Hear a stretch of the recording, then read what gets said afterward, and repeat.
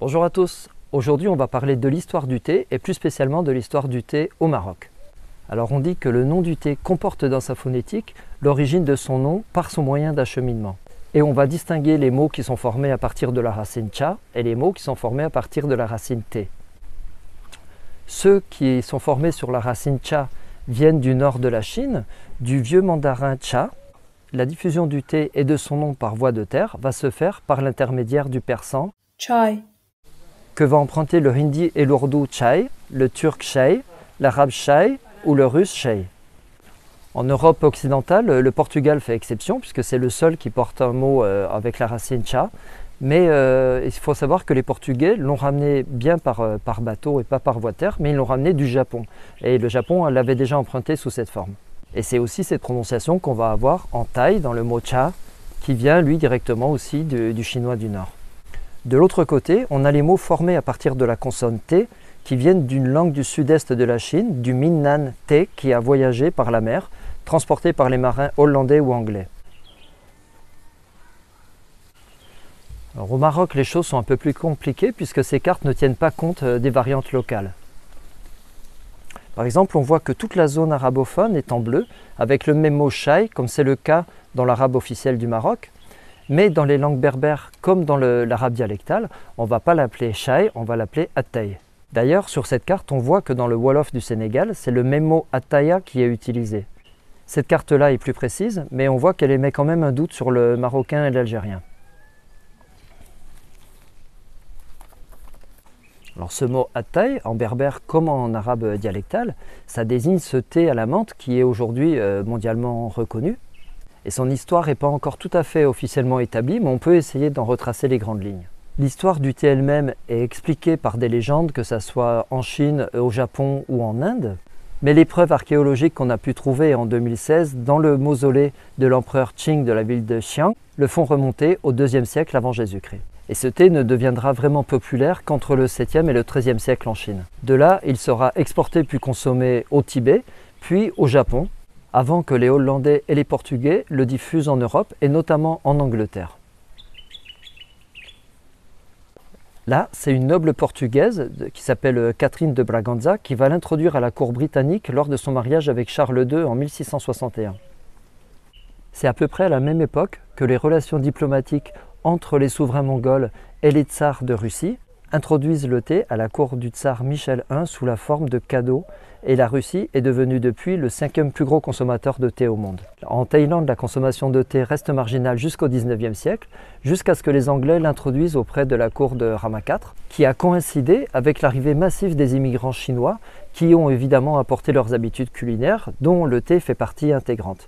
Alors là, on a un petit doute de savoir pourquoi le Thaï a adopté ce mot cha et pas le mot thé, alors que c'est plutôt des migrants qui viennent du sud-est de la Chine. Si quelqu'un a une info là-dessus, ça m'intéresse. C'est là que s'étaient réfugiés les soldats du Kuomintang qui fuyaient la révolution communiste en Chine et leur retraite vers Taïwan avait été coupée par l'armée rouge, donc ils s'étaient réfugiés dans le nord de la Thaïlande. Et je reparlerai d'eux quand j'aborderai plus en profondeur l'histoire du café en Thaïlande.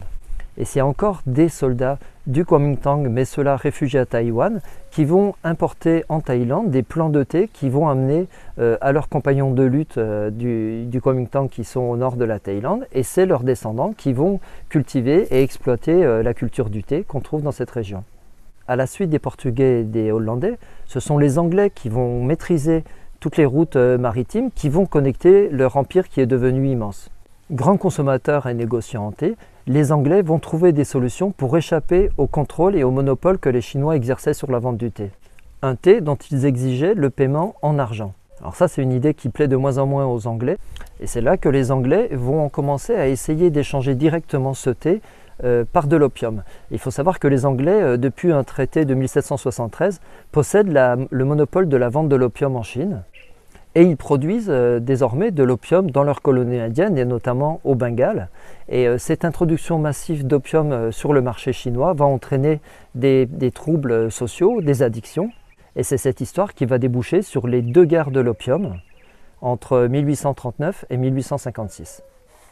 Le Royaume-Uni et ses alliés français et américains vont finalement gagner la guerre et c'est ce qui va amener à l'annexion de Hong Kong par le Royaume-Uni mais aussi à l'émergence de la banque HSBC qui avait largement financé le commerce de l'opium, et aussi la signature des traités inégaux qui ouvrent le marché chinois aux Occidentaux. Et c'est comme ça que le thé va arriver au Maroc à travers la reine Anne d'Angleterre qui va payer un tribut auprès du sultan marocain Moulay Ismaël en échange de la libération de prisonniers anglais. Mais à ce moment-là, l'usage du thé va se limiter à la noblesse et à la cour autour du sultan. Là, on va avoir des récits de voyageurs occidentaux qui témoignent de l'importance ou pas de ce thé au Maroc. Et on a par exemple le témoignage d'un médecin qui s'appelle William Lamprière, qui est reçu à la cour de Sidi Mohammed ibn Abdallah à Marrakech en 1789. Et lui, il nous dit qu'auprès du sultan, il y a une personne qui est chargée de la préparation du thé à la menthe, qu'il serve dans des petits verres en céramique chinoise. On sait aussi par un récit de l'explorateur français René Caillé que le thé était consommé à Tombouctou en 1820, c'est-à-dire à la limite sud du Sahara dans l'actuel Mali, et que ce thé devait traverser le désert à dos de chameau. Je pense qu'au Maroc, le thé va rentrer dans les habitudes de consommation des classes urbaines à partir de 1830. Et là, c'est un conflit qui va précipiter les choses, puisque l'Angleterre était rentrée en guerre contre l'Empire russe pour éviter que les restes de l'Empire ottoman ne tombent sous sa coupe. Les Anglais, qui sont soutenus par les Français dans cette guerre, vont voir toutes leurs cargaisons de thé qui vont être bloquées en mer, et le marché traditionnel vers les pays slaves va leur être fermé. Et c'est là qu'ils vont essayer d'exporter leurs marchandises vers les ports marocains de Tanger, qui est déjà devenu une ville internationale, et le port un peu plus au sud de Mogador, l'actuel Essaouira, où ils vont essayer d'écouler toute cette marchandise entre 1853 et 1856. Un port où la boisson nationale va voir le jour. Le fameux thé à la menthe marocain n'est pas une tradition ancestrale. Il est né ici, très récemment, sous l'impulsion des Anglais. Et c'est Abdelkader Mana, un ethnologue féru de l'histoire de la ville, qui nous sert de guide. Au XIXe siècle, Essaouira est l'un des ports les plus importants du pays, convoité par plusieurs puissances européennes. Sucre, coton, café et épices transitaient par ici. Très rapidement, le thé va faire un tabac auprès des Marocains. Il y avait des tas de colporteurs juifs qui sillonnaient la région. Et donc, c'est par leur intermédiaire que le thé a été introduit dans les souks hebdomadaires de l'arrière-pays et de proche en proche dans l'ensemble du Maroc.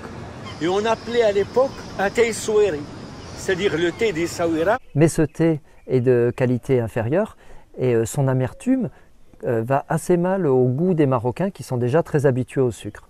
D'ailleurs, on ne peut pas faire l'histoire du thé au Maroc sans faire en parallèle l'histoire du sucre. Ce sucre qui a été amené depuis l'Inde jusqu'au Moyen-Orient et ensuite en Europe par les Arabes, et c'est eux qui vont transmettre ce mot sukar, qui est un mot d'origine sanskrite, sharkara, un mot qui va se propager un petit peu partout, en tout cas en Occident. Et là, on parle bien de sucre à partir de canne à sucre. C'est une plante qui a été exportée et qui s'est très bien acclimatée au Maroc, où on va avoir une exploitation massive des plantations de canne à sucre. Une véritable industrie qui est florissante, notamment grâce à l'esclavage. Cet esclavage est transsaharien, donc on va chercher des esclaves noirs de l'autre côté du Sahara qu'on va ramener au Maroc. Paul Berthier suggère même que le sultan saadien Al-Mansour a envahi le Sangraï, donc une région du Mali, dans le but de pouvoir ramener des esclaves dans les plantations de canne à sucre du Maroc. Et ce sucre, à ce moment-là, était conditionné sous la forme de pain de sucre. D'après l'historien marocain Mustapha Kaderi, on trouve à la fac de lettres de Rabat 2 moules de pain de sucre qui datent de l'époque saadienne et qui nous montrent que cette façon de conditionner le sucre est très ancienne, au Maroc en tout cas, mais les traces les plus anciennes archéologiques remontent dans la Jordanie du XIIe siècle, même si on trouve des écrits arabes du IXe qui en parlent déjà. Donc on voit que cette façon de conditionner le sucre est née au Moyen-Orient, va s'étendre jusqu'au Maroc, et c'est toujours une façon de consommer le sucre au Maroc. C'est très important d'avoir un pain de sucre. Donc ce pain de sucre est un objet symbolique qui est toujours utilisé lors des cérémonies importantes. On va l'offrir lors des naissances, des mariages, et aussi aux pèlerins qui reviennent du pèlerinage à la Mecque. Et il est associé à la joie, à la fête et à la douceur. Donc le Maroc a été pendant très longtemps un gros exportateur de sucre, et on dit qu'un sultan saadien a échangé son sucre contre du marbre de Carrare pour construire le palais Bahia qu'on trouve à Marrakech. Par la suite, c'est l'exploitation massive du sucre dans les colonies européennes qu'on trouve dans les Caraïbes et en Amérique qui va faire chuter toute la production africaine et notamment marocaine. Et à partir de là, le Maroc va devenir un gros importateur de sucre. Et on dit que sa consommation est corrélée à celle du thé. Aujourd'hui, il faut savoir que le deuxième plus gros exportateur de sucre au monde derrière le Brésil, c'est la Thaïlande. L'autre ingrédient qui va venir adoucir l'amertume de ce thé, c'est bien évidemment la menthe, et c'est comme ça qu'on connaît ce thé marocain qu'on appelle le thé à la menthe. Alors la réussite du thé, elle va résulter de l'équilibre de ces trois ingrédients, le thé, le sucre et la menthe. Mais la menthe n'est pas la seule herbe qu'on peut rajouter au thé, notamment l'hiver quand la menthe se fait rare. On peut utiliser à la place de l'absinthe qu'on appelle shiba, on peut prendre du thym ou de la sauge. Et il y a fort à parier que ce thé soit venu se surrajouter à ces infusions d'herbes qu'on pratiquait déjà largement au Maroc. D'ailleurs, on dit que les Juifs de Rabat étaient réputés pour boire plus des verres de menthe que des verres de thé à la menthe. Je crois même qu'on peut dire qu'au Maroc, on n'a pas ajouté de la menthe au thé, mais on a plutôt ajouté du thé à la menthe. Mais ce qui est important, ce n'est pas tellement la recette du thé, mais le fait qu'on va s'arrêter pour partager un moment. À mon avis, le thé a eu du succès au Maroc parce qu'il est venu renforcer cette habitude de la commensalité, du partage et de l'hospitalité, et de la discussion autour d'un verre.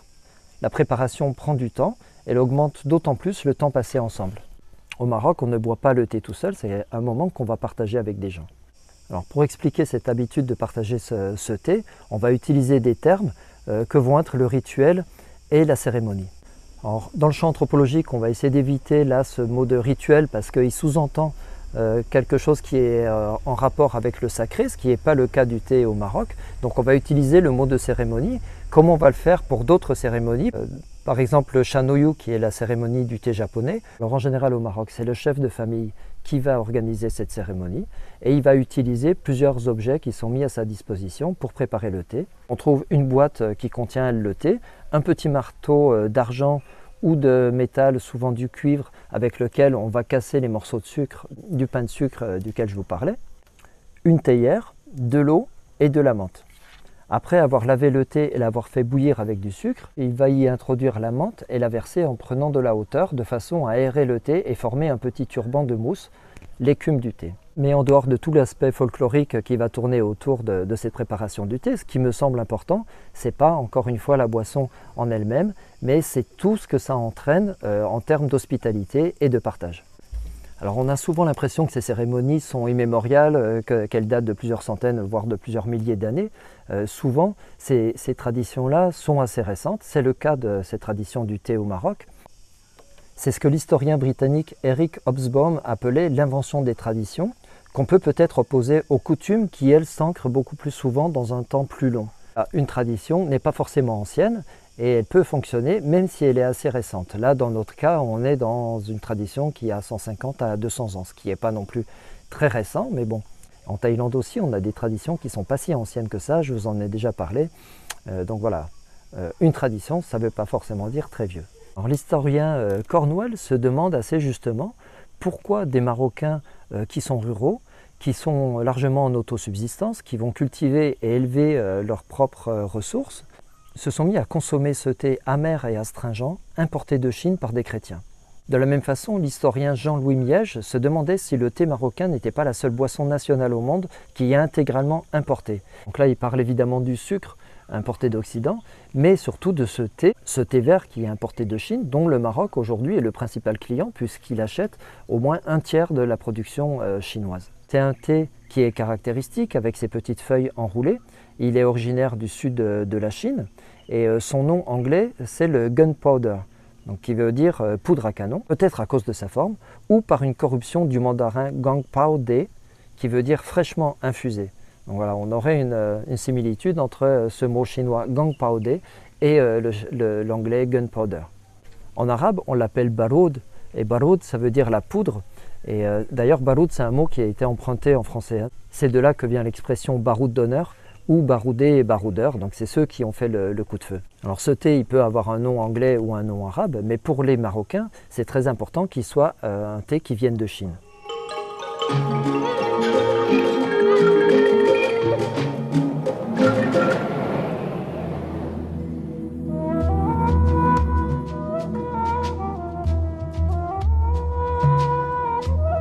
خضرة القلوب وسلطان ضيافة، أتاي جدود برزته معروفة قيمته. Et les Anglais, malgré leurs colonies et le thé qu'ils vont par la suite planter en Inde et au Sri Lanka, vont continuer de vendre aux Marocains ce thé chinois qu'ils apprécient tant. Dans les années 30, on va même avoir des administrateurs coloniaux français qui vont essayer d'importer du thé indo-chinois, donc du Vietnam, pour le vendre au Maroc, mais ça ne va pas avoir de succès. On aura aussi au Maroc même des essais de plantation de thé vert, mais il n'est pas rentable. Enfin, ça viendra peut-être un jour, mais pour l'instant, on n'a pas de production de thé au Maroc. Donc ce thé, il est très fortement associé à la Chine, et sur chaque boc de thé, on va avoir cette mention spécifiée thé vert de Chine. Et dans ce cas, c'est un Made in China qui est valorisé, contrairement à tous les autres Made in China sur les produits industriels. Et d'ailleurs, ce nom de Chine, on va le retrouver dans le nom du plateau sur lequel on va dresser les verres et la théière pour faire le thé. Et ce mot qui en arabe se dit sinia veut dire chinoise dans le sens de fabrication chinoise, alors qu'aujourd'hui c'est des plateaux qui sont intégralement fabriqués au Maroc. On a un peu la même idée avec une vaisselle très importante de laquelle je reparlerai peut-être un jour, qui est une vaisselle produite localement, la fameuse vaisselle Taos que l'on croit originaire de Chine et qui est en fait une copie de la vaisselle japonaise Imari du Japon, qui par la suite va être fabriquée en Chine, revendue en Occident, mais surtout au Maroc. Aujourd'hui, c'est une vaisselle de cérémonie qui est toujours très importante au Maroc, mais qui est de fabrication locale. D'ailleurs, il y a toute une histoire à faire de la porcelaine et de la vaisselle d'Extrême-Orient, notamment chinoise au Maroc. Et on a les chercheurs Nadia Erzeni et Stéphane Verroy qui voient un lien entre l'augmentation de l'importation de thé et celle de la porcelaine au Maroc, puisqu'il va être stocké dans des objets de porcelaine qui sont inodores et protègent le thé des dommages qui sont liés à l'eau. Alors ce plateau qui s'appelle Sinia, donc il trouve son origine dans ce mot arabe Sin qui désigne la Chine. C'est un mot qu'on connaît aussi en français puisqu'on dit sinophobe, sinologue ou sinophile. Et là ce mot vient directement du latin sina. Donc ces mots proviennent de la prononciation étrangère de la dynastie des Qin, d'où provient le mot français Chine, mais aussi le thaï Qin.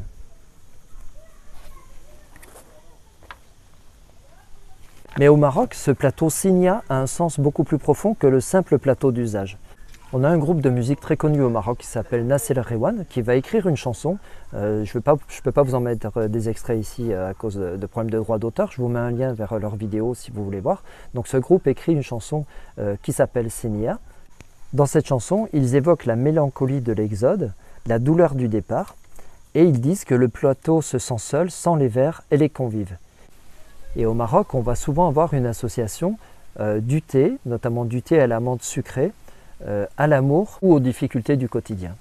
Et ça en fait un objet qui est chargé émotionnellement et symboliquement. Aujourd'hui, même si le café est devenu une boisson qui est très consommée au Maroc, le thé n'a pas du tout la même fonction, n'a pas du tout la même valeur. Et on pense même que ce thé rentre en opposition au café et à l'alcool des Européens, mais aussi au café des voisins algériens qui étaient sous domination ottomane.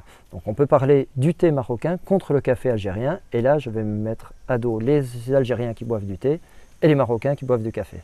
Donc on a besoin de ce thé, on a besoin de ce plateau, de ces verres, mais on a surtout besoin de cette théière. Et cette théière elle-même a une histoire que je ne vais pas faire ici, parce que ça nécessiterait quand même une recherche uniquement pour elle.